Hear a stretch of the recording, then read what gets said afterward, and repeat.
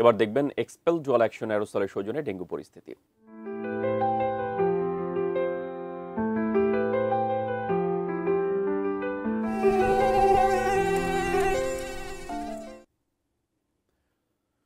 সর্বশেষ পাওয়া হিসেব অনুসারে সারা দেশে ডেঙ্গু আক্রান্ত হয়ে হাসপাতালে ভর্তি হয়েছেন 432 জন।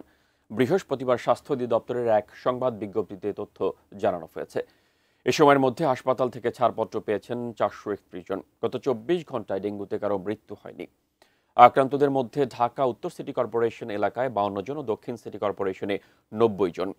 সিটি কর্পোরেশন এলাকার বাইরে ঢাকা বিভাগে 68, চট্টগ্রাম বিভাগে 70, বরিশাল বিভাগে 86, ময়মনসিংহ বিভাগে 30, রাজশাহী 31 এবং সিলেট বিভাগে 5 জন ডেঙ্গুতে আক্রান্ত হয়েছেন।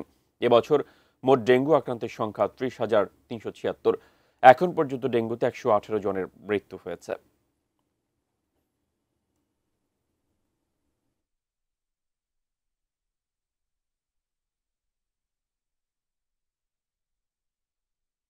নতুন এক্সপেল এর নতুন ফর্মুলা আরপিএম ডি ডুয়েল অ্যাকশনে ঘরের মশা বাঁচবে না, বাইরের মশা আসবে না। ডেঙ্গু এবং চিকুনগুনিয়া সহ মশাবাহিত বিভিন্ন রোগের প্রকোপ বেড়েই চলেছে। নিজেকে এবং পরিবারের সবাইকে মশা থেকে সম্পূর্ণ সুরক্ষিত রাখতে ঘরে ব্যবহার করুন এক্সপেল ন্যাচারাল অ্যারোসল, আর বাইরে গেলে সাথে রাখুন এক্সপেল ন্যাচারাল মসকিটো রিপেলেন্ট, যা সরাসরি ত্বকে ব্যবহার করা যায়।